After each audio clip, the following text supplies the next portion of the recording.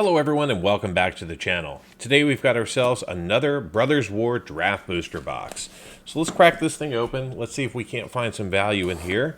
Our previous box opening was not all that great, so I'm hoping that that was just a one-off anomaly and that this one is much better. So let's pull out our 36 packs and go through this and see what kind of value we can find inside.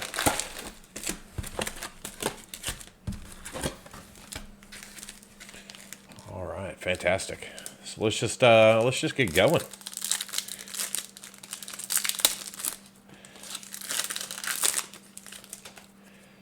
All right, so punch cards on the wrong side. Okay, so we got a foil forging the anchor.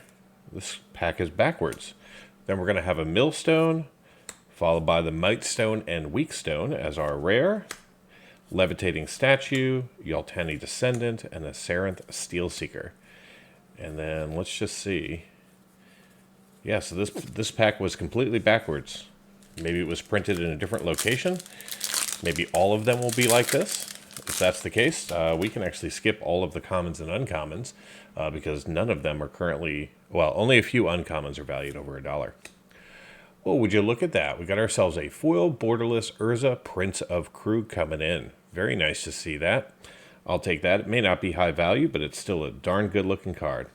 Then we've got a Lodestone Golem, followed by a Simeon Semerculum, coming in as our rare, with a Mishra's Research Desk, Mask of the Jade Crafter, and a Thropter Mechanic.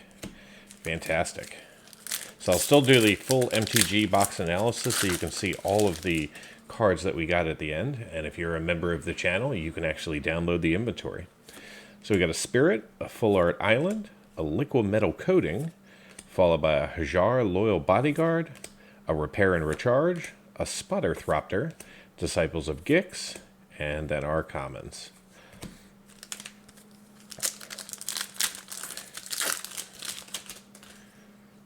Alright, so we've got our Power Stone to start us off with a Sword of the Meek, and a Sarenth Great Worm Mythic coming up from the main set. Very nice to see that, with a Lay Down Arms, Heavyweight Demolisher, and a Sushi Cave Guard. And then our commons in the back. I'm just going to check a few packs to make sure there's nothing wrong with them. I don't think there is. I think these were just printed in a different place, so everything's backwards. So we got ourselves a blank card, a Killzone Acrobat, with an Astral Cornucopia, followed by the Temporal Anchor, Lauren Disciple of History, a Take Flight, and an Obstinate Balleth, with our commons in the back.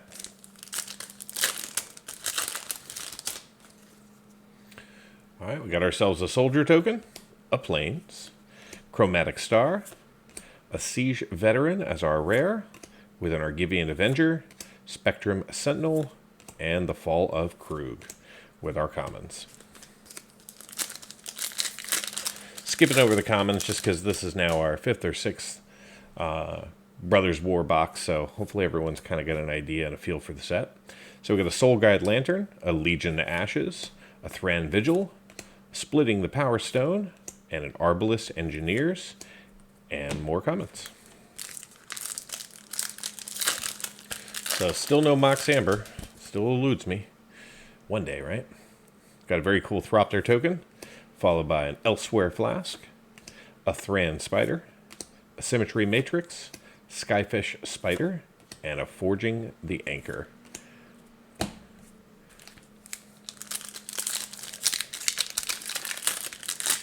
So hopefully everybody was able to pick up on the Cyber Monday and Black Friday deals I put out there. Amazon had some pretty decent deals out there. We've got ourselves a Foil Plains with an Ornithopter, Mishra Tamer of Makfawa coming in from the main set. Not the most valuable Mishra. Then we got a Recruitment Officer, Falaji Excavation, and a Corrupt.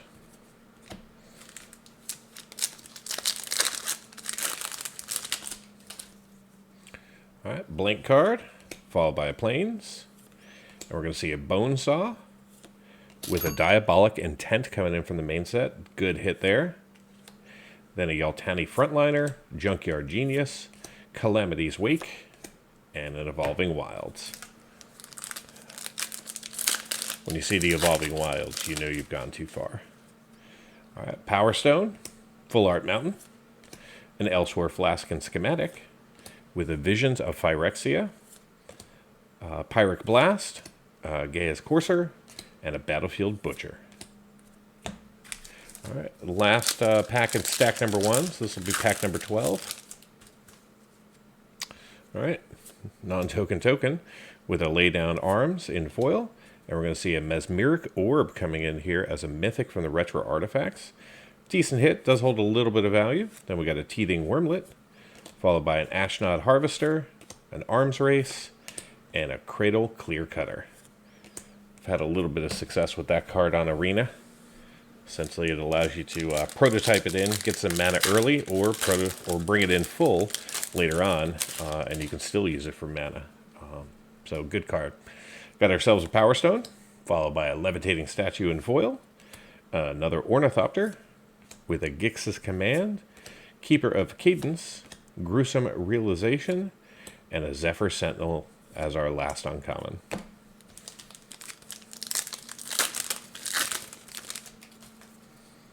All right, we got ourselves a Soldier, followed by a Whirling Strike, Pristine Talisman, and an Autonomous Assembler, white prototype creature, then a Lay Down Arms, a Bushwhack, and a Haywire Might, one of the uncommons that does currently hold value over $1, and then a Third Path Savant.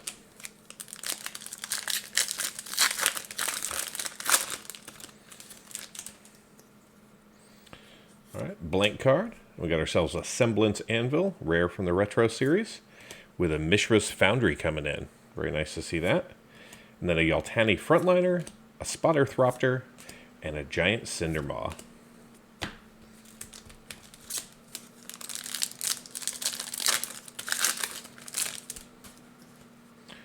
Got ourselves the Power Stone, Full Art Swamp, and then a Sundering Titan coming in as a mythic from the Retro series. Not high value. With a Tyrant of Care's Ridges, followed by a Slag Stone Refinery, Mishra's Research Desk, and a Dream of Steel and Oil.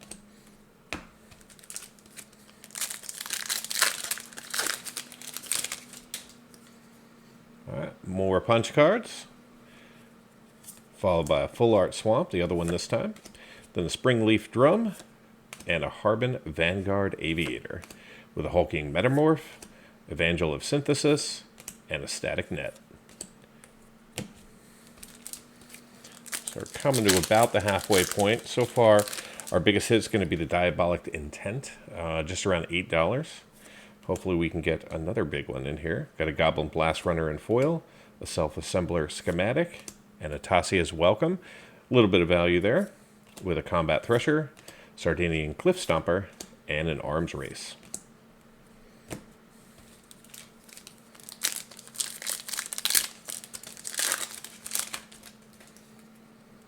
All right, we got ourselves a Power Stone with the Liquid Metal Coating, Hercule's Final Meditation, Pelagia Excavation, Hero of the Dunes, and an Arbalest Engineers. Then an Urza's Rebuff as our first common.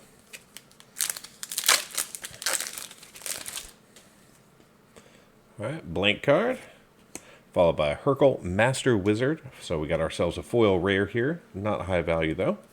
Followed by a Keening Stone, and then a Razor Lash Transmogrant as our rare from the main set, with a Reconstructed Thropter, an Urza Power Stone Prodigy, and a Battlefield Butcher, with a Stone Retrieval Unit as our first common.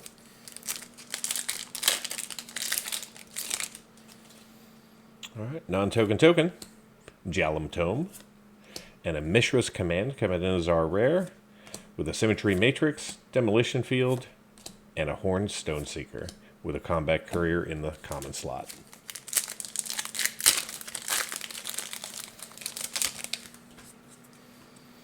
All right, blank, Icor Wellspring, Queen Kayla Bin Krug, followed by Mass Production, Thran Vigil, and a Cradle Clear Cutter, with a supply drop.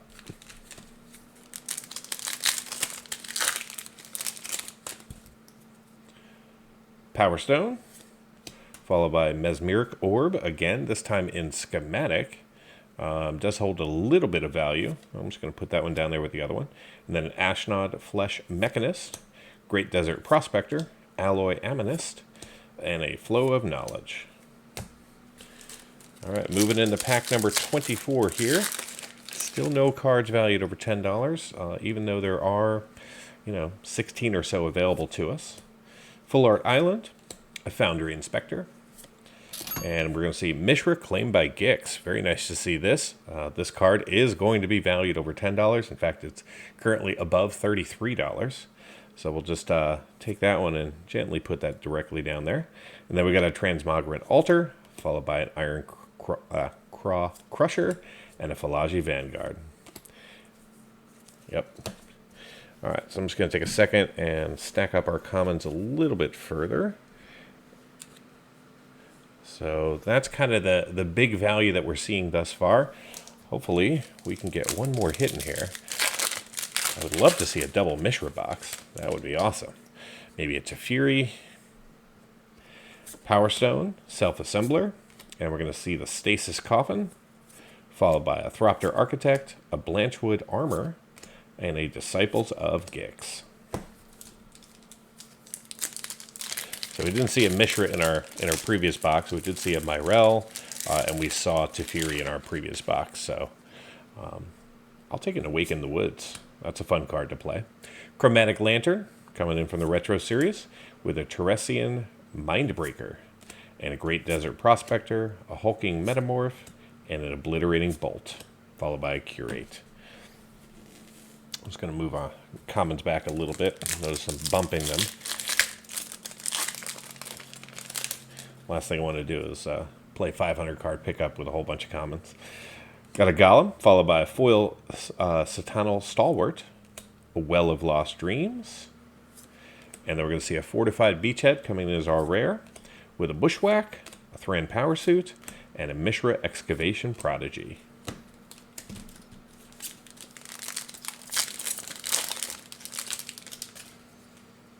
All right, Power Stone, followed by a Sigil of Valor, and a Mechanized Warfare, with an Argivian Avenger, Keeper of Cadence, and a Zephyr Sentinel.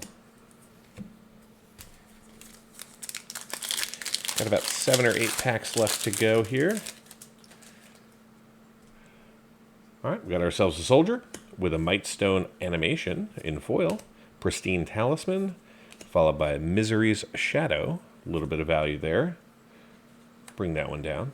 Sardinian Cliff Stomper, Demolition Field, and a Gruesome Realization with a Scatter Ray. My expectations going in the draft box is always kind of low. Even though you do get 36 packs, you are limited kind of in what you can pull. Although with this set, with the retro artifacts, you could technically pull, a $32 schematic Mox Amber and a Mishra in the same pack and get yourself a nice $50 pack. I'm sure there is a pack out there like that. I have not opened one yet, though. Got ourselves a Mountain with a Swiftfoot Boots, followed by a Titania's Command, and a Yoltani Tactician, Involuntary Countdown, and a Falaji Vanguard with a Disenchant.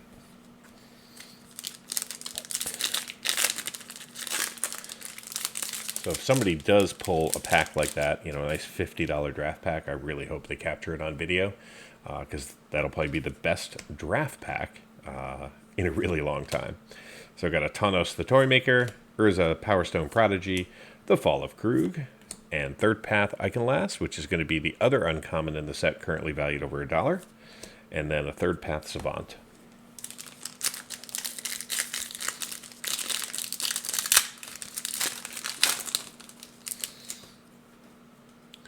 All right, we got our Soldier token, followed by a foil Battery Bearer, and then a Key to the City, with a Lauren of the Third Path, Reconstructed Thropter, Hero of the Dunes, and an Evangel of Synthesis with a Tower Worker. All right, we have 4 packs to go, and then the full MTG Box Analysis. And I'll do a little comparison of this draft box to Monday's draft box. So we got a Power Stone, Soul Guide Lantern, Transmogrant Crown, Combat Thresher, an Audacity, and a Horned Stoneseeker.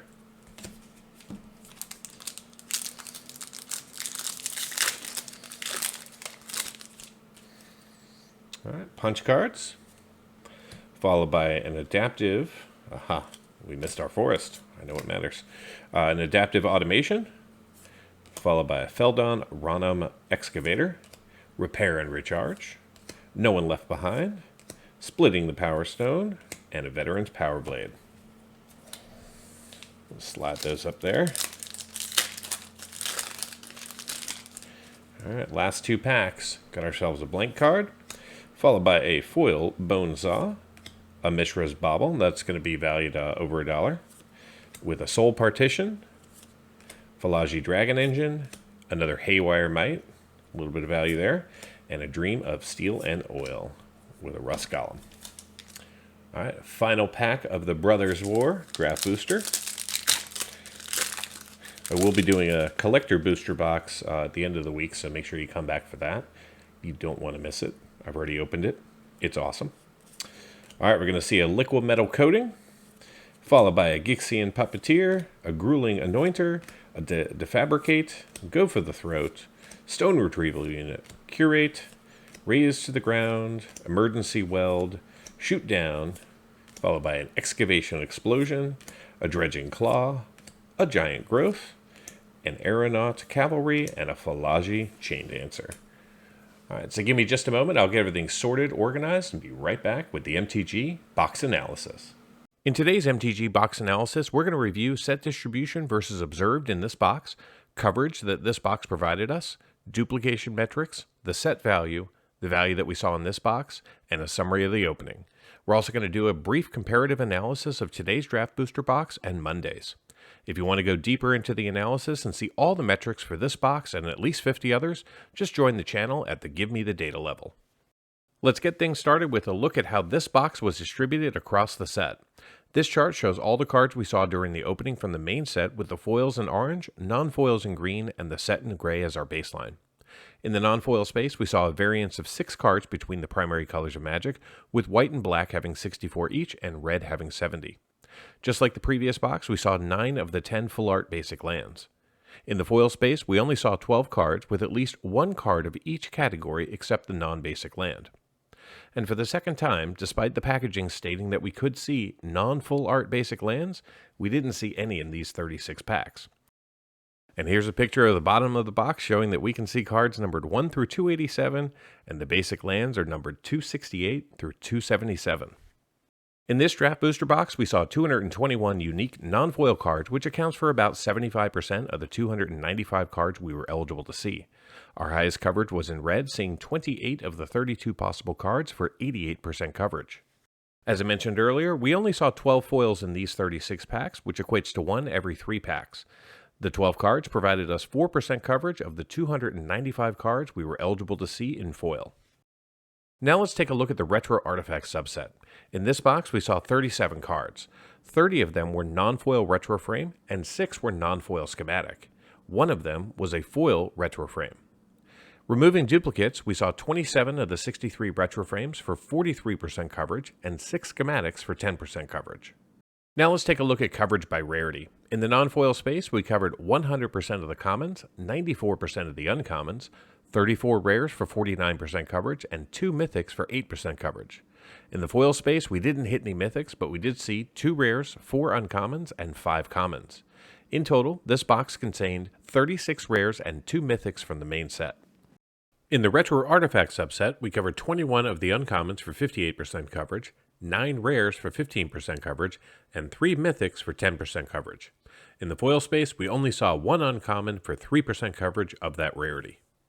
Out of the 505 cards that we saw from the main set, none of the foils were duplicates, but 134 of the non-foils were repeated 270 times, which means that 54% of the cards from the main set were duplicates. Before we take a look at the value that we saw in this box, let's baseline with a look at the value that we could have seen in this draft booster box. Not much has changed since Monday's video, however there has been a shift. Currently there are 10 cards from the main set valued over $10 and 4 retro artifacts. There's 1 card from the main set valued between $5 and $10 and 8 retro artifacts. And there's 29 cards valued between $1 and $5 in both the main set and the retro artifact subset. The remaining 340 cards, including 85 of the retro artifacts, are valued under $1. If you were to add up all the value of the 295 cards from the main set you're eligible to pull in a draft booster pack, you'd have a total of $316.50 in card value. This is up about $7.80 since just a few days ago. The 126 retro artifacts and schematics have a market value of $238.11, which is also up $5.34. Combined, the 421 cards now have a market value of $554.61, which is an increase of $13.14 in the last 2 days. Now that we have a baseline for the set, let's take a look at the value that we saw in this box, starting off in the non-foil space. We had one big hit, which was Mishra Claimed by Gix, valued at $31.26. We also saw one card valued between $5 and $10, which was the Diabolic Intent at $8.25. We also saw 8 cards valued between $1 and $5. The remaining 481 non-foils from the main set were all valued less than $1. In the foil space, we didn't see any cards valued over $5, but we did see a foil borderless Urza Prince of Krug valued at $3.03. The remaining 11 foils in the box were all valued less than $1. Moving into value by rarity, in this box we saw 2 mythics. One was valued over $10, giving us $31.26 in value, and the other was valued at $1.87. Only one of our 36 rares were valued over $5, but 5 were valued between $1 and $5, giving us $13.53 in card value. The remaining 30 rares are currently valued less than $1. We did see 3 uncommons valued over $1 in this box, but the remaining 110 uncommons, as well as all of the commons, basic lands, and tokens, were valued less than $1. So how did this box perform? Well, I purchased this box from Amazon for $111.43. Today we opened up 36 packs containing 15 cards each, seeing a total of 540 cards. The 34 tokens in the box have a combined value of $5.31. The 37 retro artifacts from the subset have a value of $15.75. The 12 foils that we saw have a value of $4.82. And finally, the 493 non-foils from the main set have a combined value of $103.85. This brings the grand total for the box up to $129.78, which is a gain of $18.35 and a return of 116% of the box price in card value. Now, for those of you interested in cards valued just over $2, the numbers look like this. In total, we saw 9 cards valued over $2 in this box, and they have a combined value of $61.26, which accounts for 47% of the total box value. Now let's compare today's draft booster box to the one that I opened on the channel Monday. From a coverage perspective, we saw 5 additional unique non-foils, giving us 75% coverage in today's box, whereas Monday's box only had 73%. Today's box also saw 2 additional foils over Monday's box, with 12 versus 10. From a duplication perspective, Monday's box saw 277 duplicate cards, and today's only saw 270. Thus, Monday's box had a duplication rate of 55%, and today we only saw 54%. From a quantity of rares and mythics, Monday's box was far better, seeing 7 mythics to today's 2. Conversely, we saw 36 rares in today's box and only 31 on Monday. In the retro artifact subset, both boxes contain very different inventories of cards, but ended up with the exact same non-foil and foil coverage as well as duplication.